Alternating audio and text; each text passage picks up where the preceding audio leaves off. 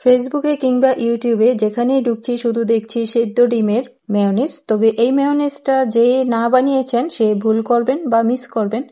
অবশ্যই একবার হলেও বানিয়ে দেখবেন, এত মজা হয় যে এটা না বানালে একেবারেই বুঝতে পারবেন না। চলুন দেখুন আপনারা কত সহজে মাত্র 30 সেকেন্ডে সেদ্ধ ডিম দিয়ে মেয়োনিজ বানানো যায়। তো 2টা ডিম ছিলে আমি ব্লেন্ডারের জগে দিয়ে দিলাম 1 চা চামচ রসুন কুচি, হাফ চা চামচ গোলমরিচের গুঁড়া, হাফ চা চামচ লবণ, 1 টেবিল চামচ চিনি, 1 টেবিল চামচ লেবুর রস, 1/4 কাপ পানি, 1/4 কাপ দেব সয়াবিন তেল। এবার একসাথে ব্লেন্ড করে নেব। ব্লেন্ড করার পর টেস্ট করে মনে হলো আর একটু টক হলে ভালো লাগবে, তো আরও 1 টেবিল চামচ আমি লেবুর রস দিয়েছি।